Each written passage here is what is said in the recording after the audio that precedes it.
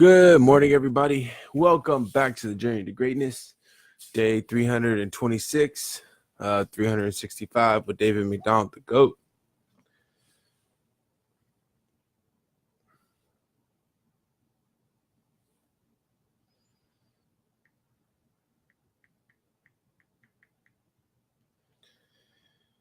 All right.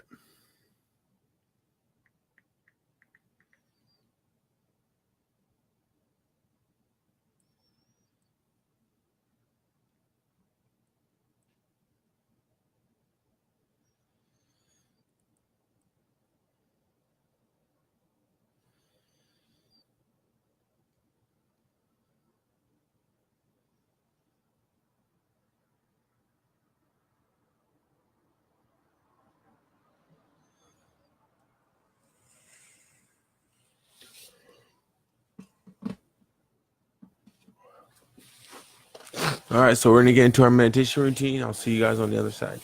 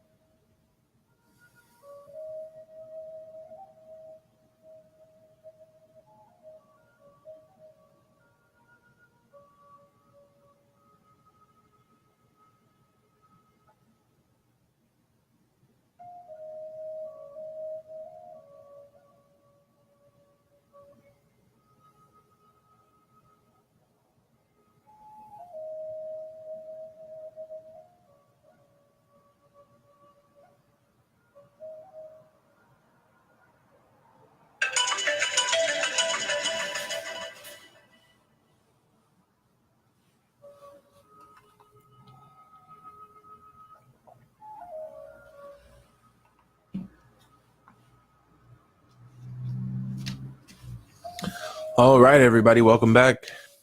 So we just finished our meditation routine, and now we're getting into our reading routine. So I will see you all here shortly. Good morning, Auntie Louisa.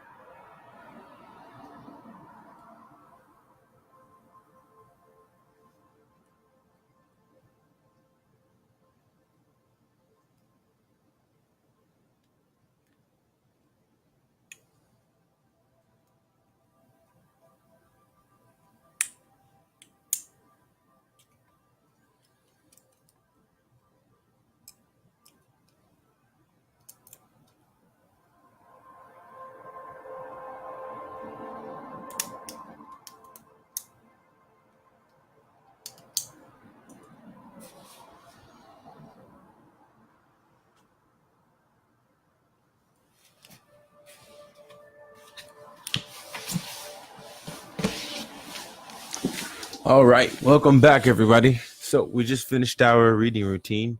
Now we're getting into our journaling routine.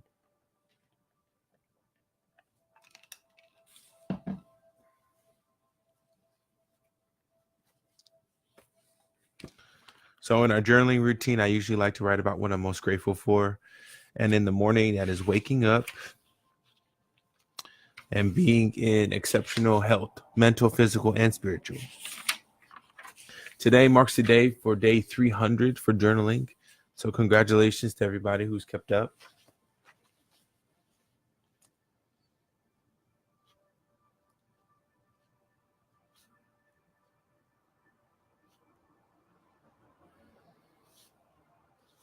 Now y'all might be wondering, well, we're on day 326.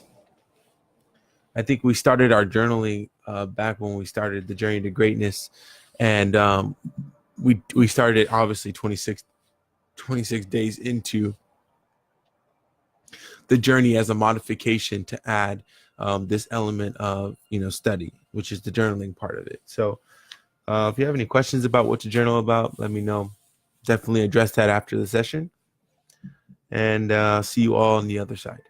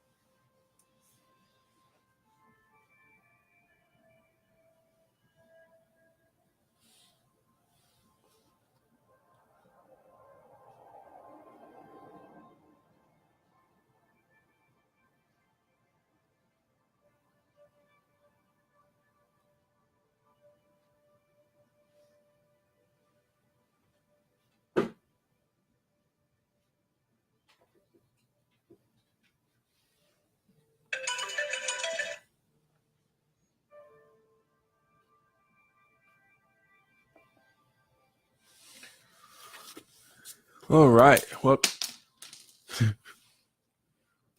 no bueno. That pen's done. So, in our book today, hi, Miss Miner. Good morning. AJ. Good morning, brother. Good morning. So, not too much going on here. Yesterday we talked about pretty much how God took the step to not destroy all of the people who were worshiping. Excuse me. Who were worshiping and idolizing um, a gold calf that was made by the people because they had lost faith in God for not seeing Moses for quite some time. And so yesterday we ended on God pretty much restoring the covenant of protection and love toward the people. And he said, "Behold, I am making a covenant. Before all your people, I will do marvels such as have not been created in all the earth of in any nation. And all the people among whom you are shall see the work of the Lord, for it is an awesome thing that I will do with you. Observe what I command you this day. Behold, I will drive out and be man, this language is kind of hard to read. Observe what I have commanded, what I command you this day. Behold, I will drive out before the Amorites and the Kenites and the Hittites and the Perizzites, the Hivites and the Jebusites. Take care lest you make a covenant with the inhabitants of the land to which you go, lest it become a snare in your midst. You shall tear down their altars and break their pillars and cut down their Asherim. For you shall worship no other God, for the Lord, whose name is jealous, is a jealous God. Lest you make a covenant with the inhabitants of the land, and when they whore after their gods and sacrifice to their gods, you are invited. You eat in his sacrifice, and you take their daughters for your sons, and their daughters whore after their gods, and make your sons whore after their gods. You shall not make for yourself any gods of cast metal. You shall keep the feast of unleavened bread. 7 days you shall eat unleavened bread, and as I command you, at the time appointed in the month of Abib. For the month of Abib you came out of Egypt. All that open womb are mine, all your male livestock, firstborn of cow and sheep. The firstborn of a donkey you shall redeem with a lamb, or you will not redeem it. You shall break its neck. All the firstborn of your sons you shall redeem, and none shall appear before me empty-handed. 6 days you shall work, but on the 7th day you shall rest. In plowing time, in the harvest you shall rest." So, long story short,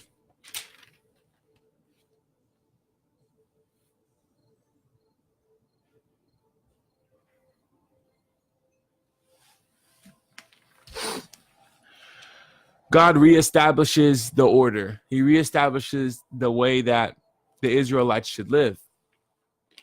And he pretty much, sets a very clear criteria as to what's acceptable and what is not acceptable.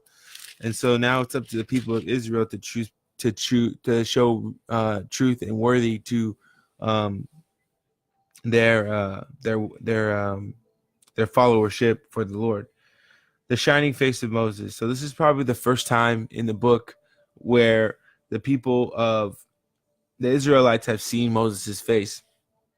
When Moses came down from Mount Sinai, and Mount Sinai is the mountain where God delivers his message to Moses, and then Moses then goes back to the people of Israel and then delivers the message to them on behalf of God. And Aaron is Moses' brother, and Aaron is the face and the deliverer of messages from Moses to the people. Also, so Moses, when Moses came down from Mount Sinai with the 2 tablets of the testimony in his hand, because what God did was when he would speak to Moses, he actually there was these two tablets that he would pretty much write the words of God on. Then he would go down and re-deliver the message. That's why in previous sections I've talked about Moses came down the mountain. He saw that the people of Israel were worshiping this calf. He threw his tablets down on the ground, got upset, and asked everybody in the audience, what have you done to bring so much sin upon you? So when Moses came down from Mount Sinai with the two tablets of the testimony in his hand, he came down from the mountain. Moses did not know that the skin of his face shone because he had been talking to God. Aaron and all the people of Israel saw Moses, and behold, the skin of his face shone, and they were afraid to come near him. But Moses called to them, and Aaron and all the leaders of the congregation returned to him. Moses talked with them. Afterward, all the people of Israel came near him, and he commanded them all that the Lord had spoken with him in Mount Sinai. And when Moses had finished speaking with them, he put the veil over his face. Whenever Moses went in before the Lord to speak with him, he came to remove the veil until he came out. And when he came out and told the people of Israel what he was commanded, the people of Israel would see the face of Moses, that the skin of Moses' face was shining. And Moses would put a veil over his face again until he went in to speak with him. So he pretty much had a veil over his face when Moses had a veil over his face when he spoke to the people. And now remember, the people could never see the face of God or else they would die. So to some degree or another, maybe they associated that with Moses also. So then they come up with Sabbath regulations, the contributions to the tabernacle, the construction of the tabernacle, which is a big thing. The tabernacle is going to serve many purposes. You're going to have an altar there. You're going to have a judgment, it's like a judgment tent also. You're going to have the table of bread, the holy place. And then obviously you have to build it in a guard, more than likely. So what God said then is he said, okay, we have to build this tabernacle. So what I need you to do, Moses, is I need you to request the people, the generous people of Israel, to contribute as much gold and jewelry as they possibly can. And then so Moses did this, and people were contributing, and people were contributing, and people were contributing. Then God made a call out to the people of, so Moses said to all the congregation of the people of Israel, this is the thing that the Lord has commanded. Take from among you the contribution of the Lord. Whoever is so generous of heart, let him bring to the Lord's contribution gold, silver, and bronze, blue and purple and scarlet yarns, and fine twine, linen, goat hair, tanned ram skin, and goat skin, acacia wood, which is actually a really high quality wood, oil for the light, spices for the anointing, oil for the fragrant incense, and onyx stones, and stones for the setting of the ephod, and for the breastpiece. So now we have to get into the construction of the tabernacle. So God had blessed a number of people with the intelligence, with the craftsmanship to build. Then Moses said to the people of Israel, see, the Lord has called by the name of Bezalel, the son of Uri, son of Hur, of the tribe Judah, and he has filled him with the Spirit of God, with skill, with intelligence and knowledge, and with craftsmanship, and devise artistic design, to work in gold and silver and bronze, in cutting stones for setting, and carving wood for work in every skilled craft. And he has inspired him to teach both him and Oholiab, the son of Ahishmach, of the tribe of Dan. He has filled them with skill to do every sort of work done by an engraver or by an embroiderer in blue and purple and scarlet yarns and fine twine linen, or by a weaver, by any sort of workman or skilled designer. So then what ended up happening is you had these people who were blessed with these skills, And you had people who continued to contribute to the tabernacle, right? Bring their jewelry, their scarlets, purple and blue, their bronze and their silver, and they continuously were offering this to the Lord, right, out of respect, and to a point where they actually started contributing too much.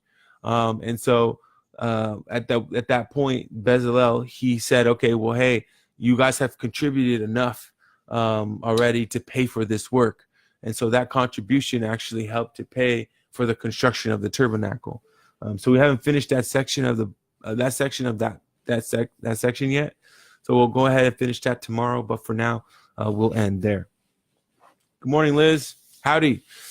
So with that being said, hopefully everybody enjoyed the journey today. This morning, or at least the first part of the journey. I'm wishing everybody out there a very, very happy day. Happy Friday. And I hope you all have the best day of your life today. Good morning. Good morning. And thank you to everybody who jumped on the messenger board with us this morning. I really appreciate the love and support as always. And anybody who's watching at home, showing love and support through the camera, I really appreciate that also. Again, thank you for joining me today. Happy Friday. Have the best day of your life today. And remember, focus on the positive, not the negative. Focus on the positive, not the negative. And if you feel like you're focusing on the negative, at the end of the day, when you reflect and you look back, that's okay. Just the next day or tomorrow, work on focusing your attention and focusing your mind on the positive, knowing that it's going to work out, knowing that everything's going to be okay, and everything will be okay. So with that, love you guys dearly, and I'll see you tomorrow. See ya.